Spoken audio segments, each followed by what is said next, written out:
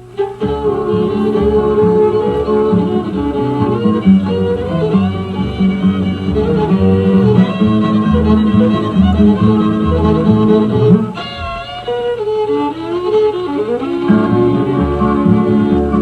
here with my honey, I'm thinking of love. She said you're doing just like a dove. First I was nervous till I went through life. Pardon my whiskers while I kiss you goodnight. Well, hello everybody. Good evening. Welcome to this interview we're going to conduct tonight. My name is Chip Bach. I am a former board member of the Central Texas Bluegrass Association, and I'm still associated with them. And more on the CTBA. You know, we've been around since around 1978, and have gotten involved with a lot of things in Central Texas. Currently, there's a number of things you want to keep an eye on relative to CTBA, and that's that we've just announced our scholarship program for 2022. And that includes both a single scholarship, a scholarship to the Levelland Camp Bluegrass, and that's both for tuition and room and board. And then we also have a number of artist work scholarships. So go to the CTBA website. I believe it's ctba.org. I should have known that beforehand, but look up Central Texas Bluegrass Association in Austin, Texas, and behind us there. The other thing just to keep an eye out for is I understand Old Settlers is still on, and we've been involved with the youth competition there, and we're going to sponsor that again this year. But this evening we're going to talk about a book that we've excitingly, many of us have read, and many of us on CTBA are very happy to see some of the pictures of ourselves in the book. So I happened to get this book early, and I am talking about Texas Bluegrass History. And I've got with me here tonight, I've got Braeden Paul and Jeff Campbell are here tonight. Good night. Good evening. Good evening. Good to be here. Yeah, good to have you all. Yeah, thanks for having us. Yeah, thanks for being here. Great book. I enjoyed it, and I really enjoyed how it's laid out too, because it does give the history, and it gives it somewhat in chronological order. And there's some portions that I really enjoyed, and I'll ask about those. But let me ask this. You know, Braeden, what prompted you to get involved with this project? What inspired you? Well, I guess I'll let Jeff answer the first part of this question, because this was really his idea in the beginning. So, Jeff, why don't you talk about? Okay, so in my day job, I'm the director of a historic preservation nonprofit, and we have done 3 or 4 books with the History Press. So, football integration in Plano, Texas, and hidden history of Plano and Plano's historic cemeteries. So the guy asked me, we were finishing up hidden history of Plano, and one of the guys with History Press said, you got another book. And so I volunteered before the pandemic with the Bluegrass Heritage Foundation. And we were sitting there one night. This was when Sam Bush was there. Braeden, you were there that night. Yes. So I was sitting there talking to the guy, and I said, you know, somebody should do a Texas Bluegrass book. And the guy told me, he said, well, that's going to be a really thin book. And I said, I don't think so. I don't think it will be. So I pitched the idea to the History Press, and they wanted to do it. And so I'm doing all my research, and the pandemic hits. Well, my day job gets more complicated, because I'm not only doing my job, dealing with all these issues, trying to navigate this. We run a museum, close the museum, open the museum. Employees are upset. Are they going to get fired? So I'm like, I'm never going to finish this book. So I had written a story about Braeden in Plano magazine, and it's right behind Braeden up there on his wall. So I had met Braeden at Wiley when Becky Buller was there. And I don't know if you remember, Wes, I was helping somebody put up a light in her merch tent. Yeah. And that's Well, when I met. if I can jump in here real quick. So when I met Jeff, I was actually playing in a band at the time called Texas True, and we played that festival every year. We were always the opening band. And so anyway, when I met Jeff, he was with another mandolin player, which you might be familiar with, Jeff, a guy named Nate Lee. And that's where I first met Jeff. And so, yeah. Yeah, Nate Lee was actually about to fall trying to hang that light. I ran over there to help him. But anyway, so when I'm like, I'm not going to be able to finish this book, I got to have some help. Well, I know a lot of historians and writers, but wanted somebody who really knew a lot of the community. And I knew Braeden did reviews, album reviews. So I said, hey, you want to help write a book? And he's like, yeah, I want to help write a book. So that's kind of how that happened. Right. That's fantastic. Boy, I'm sure the crowd would have been upset if Nate had fallen down and couldn't twin fiddled with Becky. No. I've watched them play, so that's fantastic.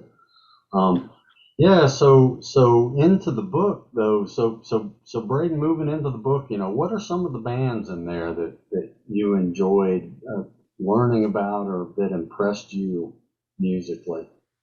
Well, really, the band that really, I guess, made an impression on me, so to speak, or the artist, it's a guy by the name of Holly Bond. I had heard his name for years, because, like I said, I've been in different bands around the Dallas area, and I know a lot of people who have kind of played, played and recorded with different bands, from different decades.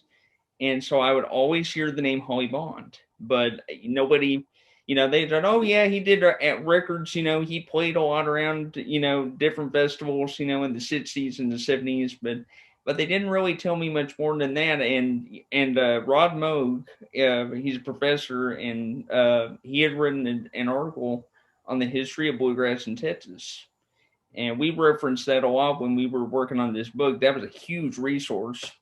But anyway, he had a little bit on Holly Bond in there, and it was a decent amount of information, but it just made me more curious. And I'm like, I have to find out about this guy. I'm like, I just, the more I hear about him, I'm like, he just sounds like he's really great. And so long story short, we started working on this book, and one of the other people that I interviewed, a gentleman by the name of Billy House, gave me Holly's phone number, and said, oh yeah, he's still living, and he'd be glad to talk to you. So I just called him up one day, and I may have talked to him for about an hour. And anyway, make another long story short, I ended up finding a copy of one of his records from the early 70s. And I listened to that. I could not believe my ears, just some of those hardcore driving traditional bluegrass. And I thought, number one, I can't believe it came from a band out of Dallas, Texas. And number two, I can't believe that there's not much out there. So it became kind of my mission after that to really try to get as much of his story as I possibly could. And so, like I said, I talked to him that one day, and then we just kept, over time, he would call me, every once in a while and ask about the progress, and we would talk some more. And so I was always intrigued by him, but especially after hearing his music. And that's, I just couldn't get enough of him. So I got a lot out of writing his chapter, or out of that section rather. Mm-hmm. So you say his music was traditional. Would you say it's traditional in the, let's say the Flatt and Scruggs tradition? Well, I would describe it, some of it is, but I would think of like Jimmy Martin. Mm-hmm. Think of just his approach to singing, like Holly's approach to singing, his approach to rhythm guitar playing. He was just very aggressive. He put a lot of feeling. And in fact, he actually tells the story, and I don't think I was able to really put it in the book, but he told me a story of how they were actually playing a festival with Jimmy. And after their show, actually, Jimmy came on to they were one of the few bands in Texas that had a bus, by the way. and Jimmy came on their bus and actually helped him with his guitar playing. He said, "I like what you're doing, but here's what I think you could do better." So he sat with him and showed him. And he was telling me, he said, if you listen to a lot of the recordings I did, you could tell I listened to a lot of Jimmy. So it was more kind of in that vein, I guess. That's amazing. That really is. And Jimmy Martin had a rhythm style that was somewhat unique and had a real drive to it. But Jeff, what about you? Was there in the development of the book, were there any interviews with anybody that really stood out to you? There's two, and it would be Alan Mundy. It was incredible, and we did too. I love that chapter. That was who's the other one? It's got to be Peter Rowan. Yeah. So it's the honorary Texans. Yeah, the honorary Texans. Yeah, they were, and the guys in Wood and Wire, because they're such nice guys. That was good too. And I'd met them a few times way before I even thought about doing the book, and I've seen them open for people that they were better than the headliner. We'll leave the headliner out, but nice guys. But yeah, Alan Mundy and Peter Rowan, they were really great. Yes. Well, Alan Mundy, obviously, those of us that I haven't been in Austin that long, but I got to meet Alan and play with him several times, and to know what a real genuinely wonderful person he is, on top of being a fantastic musician. But can you tell me a little bit about the Peter Rowan interview, or the time that you spoke with Peter? He's quite a character. Well, the thing is, Peter, he takes you on a trip when you talk to him, because it doesn't stay just like on Bluegrass or whatever. But he just talked about, he just took a week off and stayed in San Antonio. And so we ended up talking about tacos and taquerias. And the next thing I know, we're talking to, I'm originally from Georgia. I'm a 70s Southern rock kid. We get talking about the Allman Brothers. I didn't bring this up, and he gets talking about Dickie Betts, and how much he loves Dickie Betts. And we talked for over an hour, and I'm just trying to write everything down. I wish I'd recorded it, because he's just a fascinating person to talk to. And the way he goes from project to project with a passion, whatever he wants to do at the time, kind of reminds me of like Neil Young and Bob Dylan, that they're like, I'm going to do this right now. And he just kind of does what he wants to do. And just a fascinating guy. Fascinating. And Alan had great stories about the Flying Burrito Brothers, or they called them the fake Burrito Brothers. Like the band broke up, but the manager wanted them to keep touring in Europe and everything. And or talking about Slim Ritchie when they were up in Oklahoma, stuff like that. And like these Western swing musicians bringing Django Reinhardt records to Slim Ritchie to let him borrow them, because they were so hard to find. And that was the other thing that came up with Alan Mundy and Peter Rowan and one other person, is how much they love Django Reinhardt. And I'm a big Django Reinhardt fan. And they're just like, oh, Django Reinhardt, Alan Mundy basically said everybody should stop making anything new after Django Reinhardt. But anyway, they're fascinating people, and it was just a joy just to hear their stories, much less, to get to write a book. Yes. Yeah, they were really good. Did you get to interview Byron Berline? I know there was at least a portion I remember about him in the book. Some people we had to do, I don't know, Braeden did. A few people had to do email interviews. Mm-hmm. So I did. His was an email interview. And now I'm glad we got that in there. you said it. I got to see him and listen to him and actually speak with him at Farmers Branch. Was that last year that he passed away? Just before, yeah. And got to see him play Gold Rush on stage. That was, and recorded it. It's pretty meaningful to me. That's what an outstanding. I'm glad to see, even though Oklahoma claims him. We'll allow that. We'll claim Allen back. So. Well, and I want to mention one thing real quick about Byron Burrine, since we're talking. I don't know if you remember, Jeff, but one of the first conversations you and I had ever had, we were talking about bands we wanted to include in the book. And of course, we had a list about a mile long. We knew we couldn't. And we had talked about the Stone Mountain Boys, because that was that was one of those bands that Alan Mundy had pretty big involvement with. And, when you think about, especially within the kind of Dallas bluegrass, they were a big part of that. And we got to talking, and I said, you really probably should talk to Byron Burrine, because he produced, the one LP they did in '74. And so it just kind of from there, I think, I don't know. We probably still would have talked to him, but I'm glad I said that, because I don't know if we would have thought of that otherwise, but. Mm-hmm. Yeah, well, good. Well, let me ask one other question, and then if you've got anything else you'd just like to add at the end for the folks to get them to find a copy of your book. But whoever is comfortable answering it, one of the things that's fascinated me coming to Texas, I learned bluegrass in North Carolina and Virginia, which is where I grew up and went to school.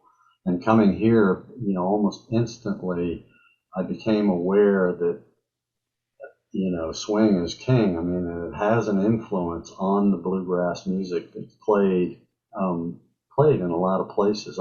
I'm just curious, going back in the history, has that influence, was there a point that you saw that influence become real, that all of a sudden we started to see more bands with the Texas feel as opposed to that Eastern feel?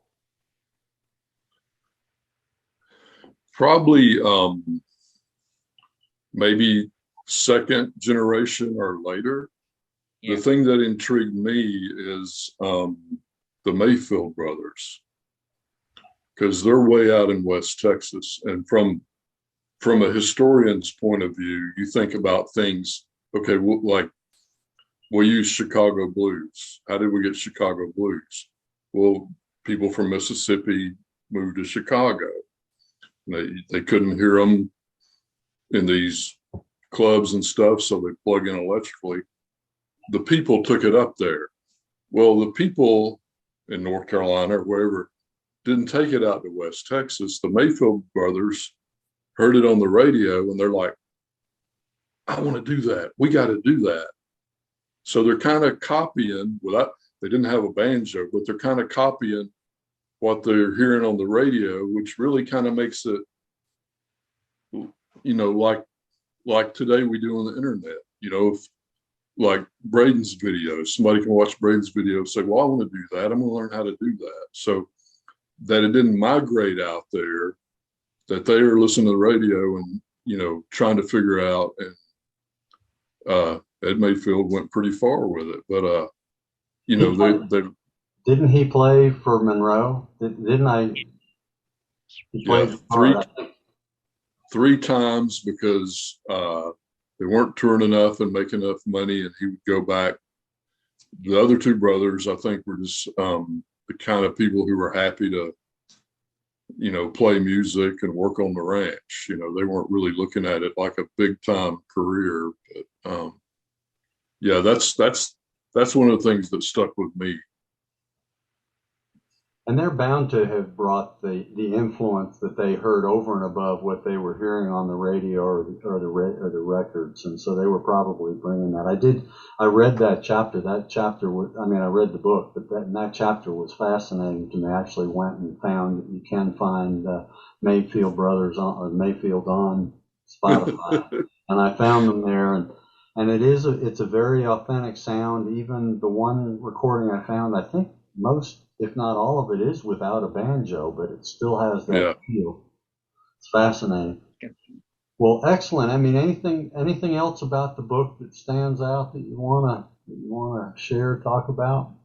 I wanted to add on real quick to what Jeff was talking about with, you know, a lot of the he was mentioning how the Mayfields, they copied what they were hearing off the radio, and a lot of especially the older generation that I talked to, like guys like Holly Bond and Billy House, all those people, I would ask them, well, how did you discover this music?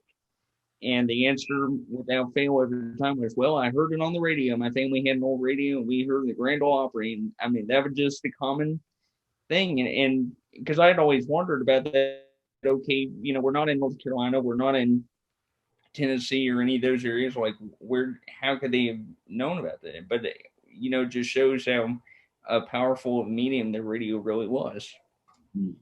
And so like you say, that brought people together that weren't physically together like the internet does today. It's just a different level. So fascinating.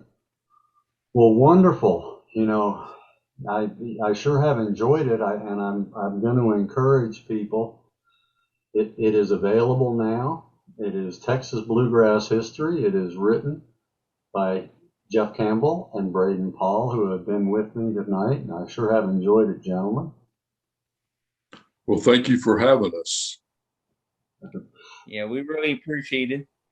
Well, thank you again for being here, and again, come to CTBA. I'll put it in the script at the end so you can get the exact website. I believe it's ctba.org, but we'll verify that. And you can see this. You can get our newsletter there. If you do want to donate or join CTBA, most of our funds do go to scholarships for young musicians. That's what we like to fund. And everybody have a good night. Take care. Thanks. Thanks.